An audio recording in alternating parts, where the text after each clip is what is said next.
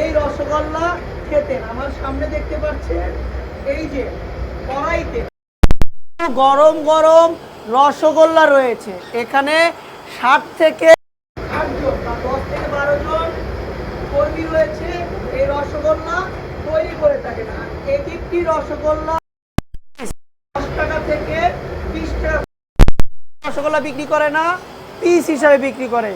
এই দত্ত মিষ্টি ভাণ্ডার এই গোপালগঞ্জের ঐতিহ্য তারা নিজেরা সৌভাগ্য মনে করেন, কারণ সাবেক প্রধানমন্ত্রী শেখ হাসিনা তাদের হাতে বানানো রসগোল্লা খেয়েছেন এবং তিনি নিজে দোকানে এসে এই রসগোল্লা খেতেন।